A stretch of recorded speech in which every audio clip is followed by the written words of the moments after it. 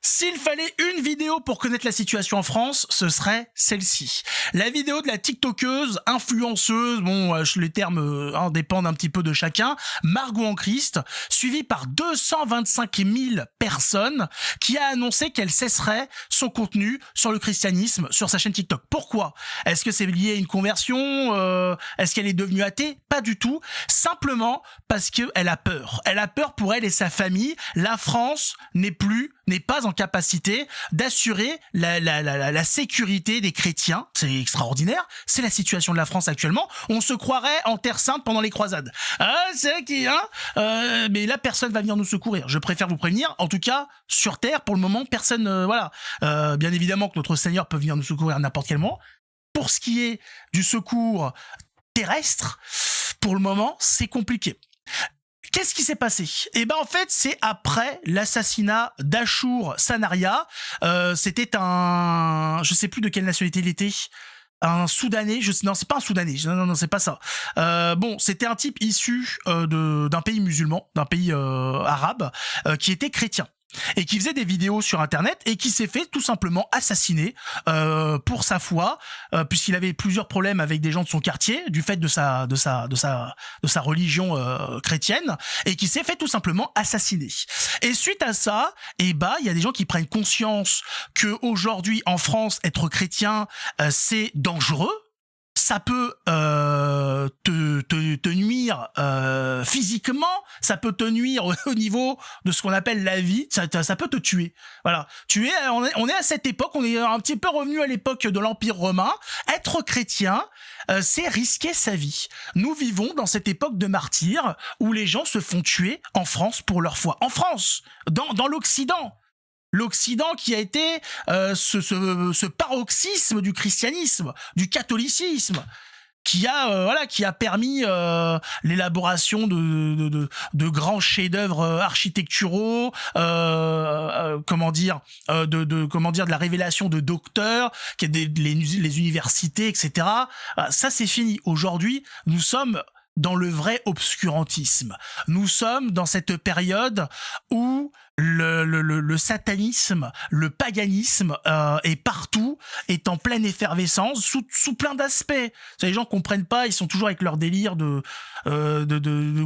païens, c'est ceux qui croient en plusieurs dieux. Païens, c'est les non catholiques. Voilà, c'est tout simplement, c'est les non chrétiens.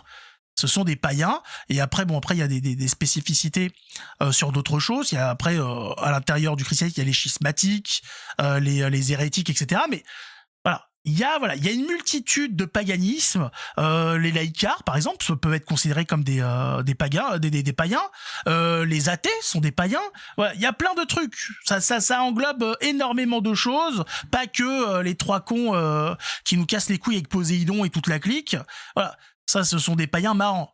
Ils sont moins dangereux que les autres. Ils sont dans leur délire avec les coquillages et compagnie. Ils se font des colliers de coquillages. Ils se les foutent dans le cul. Enfin bon. C'est des trucs qui gênent personne. Nous sommes aujourd'hui entourés de gens dangereux. Bien évidemment, les plus énervés, dirons-nous, les plus dangereux actuellement sont ceux issus de la religion musulmane. Il faut être clair là-dessus. Dans la vie de tous les jours, ce sont ceux qui sont les plus dangereux. Au niveau juridique, ceux qui vous attaquent au niveau de la justice et tout, qui portent plainte, c'est une autre communauté. Ouais, tu m'as compris. Voilà. Il y a deux problèmes en France pour le catholique, le chrétien. Tu as les sentences qui sont judiciaires de la part d'une communauté, et tu as les sentences qui sont physiques dans la rue par rapport à une autre communauté. On est pris entre ces deux mâchoires, et il faut essayer de s'en sortir comme on peut, sans trahir bien évidemment notre Seigneur. Vous le savez, c'est le plus important. C'est tenir jusqu'au bout en étant fidèle au Christ. Ce serait con de lâcher, de perdre devant la ligne d'arrivée. Ça arrive, je vais pas juger. Je sais pas ce que c'est, de se retrouver dans des situations extrêmes. Je sais pas. Il y a des gens qui ont tenu jusqu'au bout, il y a des gens qui ont abandonné en cours de route, ou à quelques secondes de la fin. Qu'est-ce que vous voulez ? C'est comme ça. L'humain est comme ça. Nous sommes lâches. Nous sommes des imbéciles heureux, qu'est-ce que vous voulez que je vous dise ? Mais voilà la situation. Cette femme a peur pour elle, a peur pour son fils ou sa fille, je sais plus, pour son enfant. Elle a peur pour sa famille, simplement parce qu'elle est chrétienne. Pas parce qu'elle tient des positions politiques extrêmes ou je ne sais quoi, hein, parce qu'elle elle revendique des actions. Non, non, parce que simplement elle professe sa foi. C'est tout. Parce qu'elle croit en Jésus. Voilà la situation en France. La situation est extrême. On nous dit non, ça va, le vivre ensemble, l'amour, la paix, hein, la laïcité, hein, la République, oh, c'est l'amour, c'est les bisous, tout ça ensemble. Ouais, voilà. Et puis la situation, c'est qu'on se fait assassiner à tous les coins de rue. Mais bien évidemment, les médias s'empressent tout de suite de nous expliquer que le problème en France, c'est l'islamophobie et l'antisémitisme. Voilà, les autres, non. Hein, oui, quelques églises qui brûlent, quelques cimetières profanés, quelques chrétiens qui se font assassiner, mais enfin, hormis ça, ça va quoi, hein? Ça va, y a pas de quoi casser trois pattes à un canard, merde quoi, ça va, ils se plaignent tout le temps. Et les croisades, hein? Et l'Inquisition, ouais, c'est toujours ça. Voilà. Hein, donc voilà, quelque part, c'est un peu comme pour l'histoire de Charlie Kirk, c'est quelque part vous l'avez cherché les chrétiens, hein? Ouais, quelque part vous le méritez. C'est Dis donc, ton humanisme, il va pas très vite hein, pour nous. Hein, il y a des vitesses différentes selon le cas. Oui, non, mais non, dis donc. Hein. Quelle bande d'ordures. Donc maintenant, faites attention. Faites attention à ce que vous faites. Prenez conscience que vous pouvez risquer votre vie en étant simplement chrétien en France. C'est plus voilà, c'est plus une partie de rigolade. C'est plus voilà bisounours et compagnie. Aujourd'hui, c'est une guerre. Professer sa foi chrétienne aujourd'hui, c'est se livrer sur le champ de bataille. Il faut être conscient. Cette femme, de toute façon, au vu de sa position, on va dire chromosomal, hein, elle n'aurait pas dû se mettre sur le devant de la scène. On le rappelle, c'est dans la Bible, c'est la tradition. Mesdames, pourquoi faire, hein? Pourquoi se mettre en avant comme ça?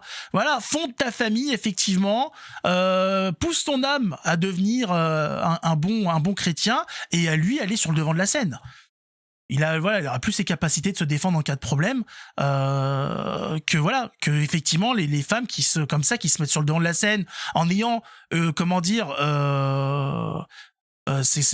en voulant faire des bonnes choses. C'est pas, elles veulent pas le mal, elles le font sincèrement.